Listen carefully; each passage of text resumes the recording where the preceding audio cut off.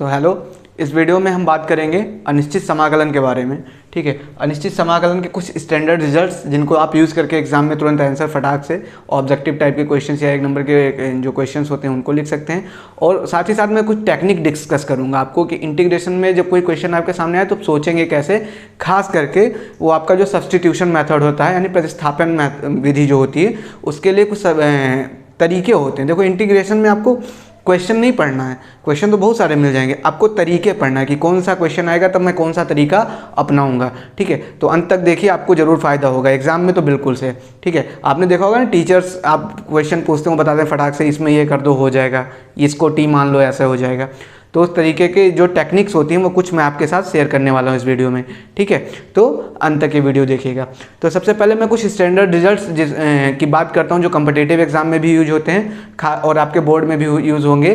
जो आपका objective type का क्वेश्चन अगर आ गया तो या एक नंबर का क्वेश्चन आ गया तो उसमें सबसे पहला स्टैंडर्ड रिजल्ट जो आपको याद रखना है वो इस प्रकार है कि अगर क्वेश्चन में दिया है आपको क्वेश्चन इस फॉर्मेट का आ जाए e⁻x, उसके बाद में एक फंक्शन दिया हो f(x) और साथ ही में उस फंक्शन का अगर डिफ्रेंसिएशन दिया हो, ठीक है, इस फॉर्मेट का अगर क्वेश्चन आ जाए आपके सामने e⁻x f(x) + f'(x), अगर इस फॉर्मेट का क्वेश्चन आ जाए तो आप अगर ऑब्जेक्टिव में आया तो आंख बंद करके आप सीधा आंसर इसका क्या लिख देंगे, e⁻x इंटू में f(x), ठीक है, और प्लस में क्या हो जाएगा c।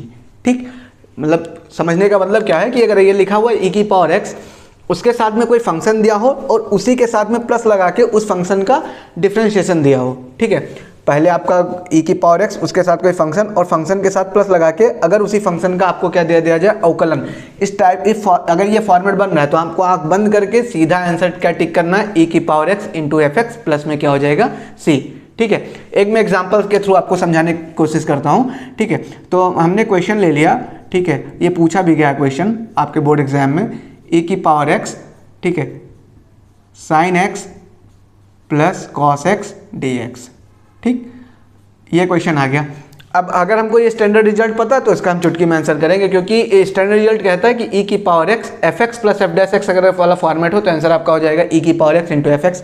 इस क्वेश्चन में हमने देखा हमारे पास लिखा हुआ e⁻x ब्रैकेट में sin x plus cos x, यानी ये f(x) लिखा है sin x और sin x का अवकलन करेंगे तो क्या बन जाएगा, cos x।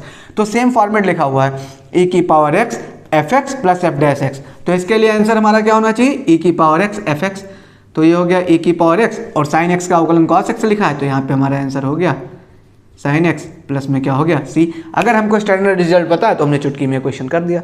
अब ये कहाँ से आता है इसको जरा सा डिस्कस कर लेते हैं। ठीक है, तो इसको अगर हम डिस्कस करेंगे तो हमने लिखा I = e⁻x इंटू में sin x प्लस में cos x, इसका हम करने जा रहे हैं, क्या करने जा रहे हैं, इंटीग्रेशन। ठीक है, अब हम क्या करेंगे, इसको डिस्ट्रीब्यूट कर देंगे तो ये हो जाएगा e⁻x sin x into dx plus ये इसके साथ भी लग जाएगा इंटीग्रेशन तो ये हो जाएगा e⁻x cos x into dx। यहाँ तक हम पहुँच गए। अब हम क्या करेंगे, यहाँ पे देखो दो फंक्शन है, एक एक्सपोनेंशियल यानी चर घातांकीय फंक्शन है और एक आपका ट्रिग्नोमेट्रिक फंक्शन है। तो इसका इंटीग्रेशन हम नॉर्मल तरीके से तो करेंगे नहीं, तो इसमें हमको लगाना पड़ेगा प्रोडक्ट रूल। ठीक है, प्रोडक्ट रूल, तो उसमें हम आप फर्स्ट फंक्शन और सेकंड फंक्शन मांगते हैं। ठीक है, ये मैं रिवीजन के तौर पे वीडियो बना रहा हूँ। ठीक है, तो सबसे पहले आप जानते हैं कि हम फर्स्ट और सेकंड डिसाइड किस फॉर्मेट से करते हैं, आइलेट के, जिसमें जो पहले आ जाएगा उसको फर्स्ट मानेंगे, जो बाद में आएगा उसको सेकंड मानेंगे। जैसे हमारे पास आई मतलब होता है, क्या होता है,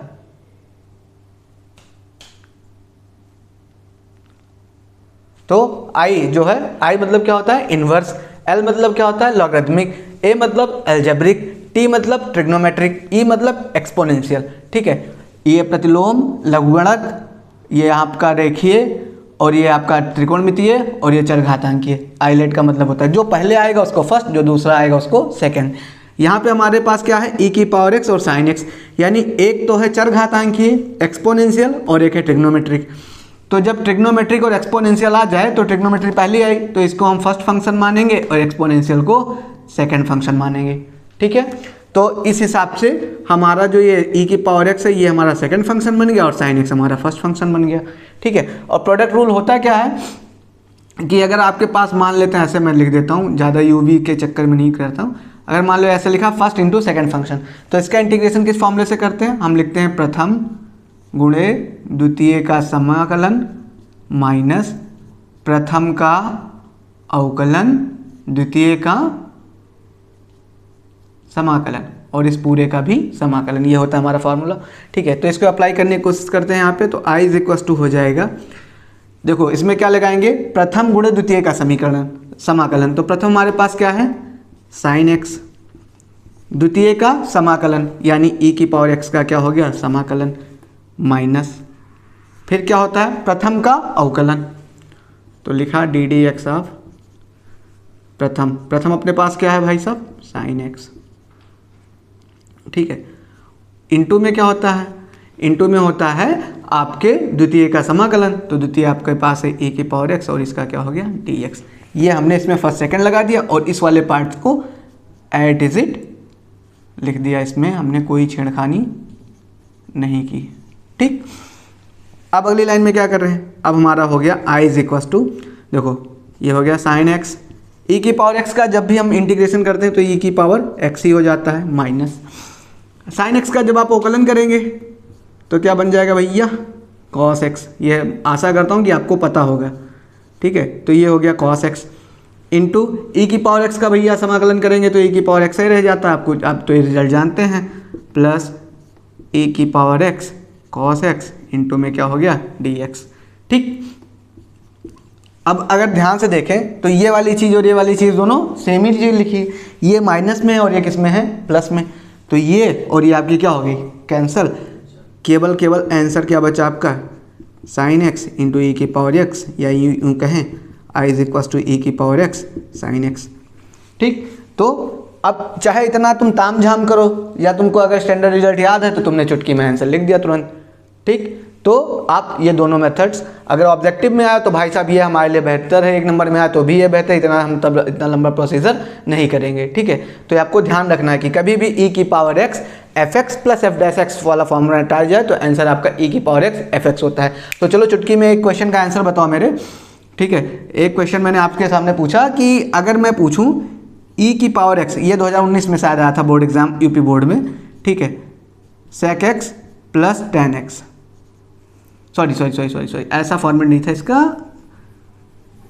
e की पावर x यूँ था सेक एक्स, अरे यार एक मिनट, e की power x sec x into 1 plus ten x. ठीक है, इस फॉर्मेट में था। अब ये क्वेश्चन था, अब जिनको ये फॉर्मेट पता होगा उनके लिए तो ये बहुत इजी लगा होगा, जिनको नहीं पता हो तो देख के डर जाएंगे इतना लंबा ये क्या लिखा हुआ है। तो सबसे पहले इसको थोड़ा एडजस्ट करने की कोशिश करते हैं। तो मैंने किया क्या, ये लिखा e की पावर x, सेक एक्स को अंदर मल्टीप्लाई कर देते हैं, तो ये आपका बन गया sec x plus sec x into ten x. ठीक है, तो e की power x sec x plus sec x into ten x. अब जब आप ध्यान से देखेंगे तो देखिए क्या लिखा है, f x plus f dash x, sec x और सेक एक्स का क्या लिखा हुआ है, अवकलन। समझ गए बात, e की power x f x plus f dash x यानी e की पावर x सेक एक्स और सेक एक्स का अवकलन sec x into ten x. तो ये तो बन गया अपना फॉर्मेट, और अगर अपना फॉर्मेट बन गया तो सीधा इसका आंख बंद करके आंसर हमको क्या लिखना है, e की power x into F x. तो ये हो जाएगा e की पावर x और एफ एक्स यहाँ पर क्या लिया है अपने पास, सेक एक्स, और प्लस में क्या हो गया सी। ये शायद 2019 के बोर्ड में आया था और ऑब्जेक्टिव में आया था, तो जिनको ये फॉर्मेट पता है उनका टाइम सेव हो जाएगा, नहीं तो आप सॉल्व करेंगे और तब जाके आंसर आएगा। और एग्जाम में तो जानते हैं टाइम सेविंग सबसे इंपॉर्टेंट होता है। ठीक है, अगले क्वेश्चन की तरफ चलते हैं।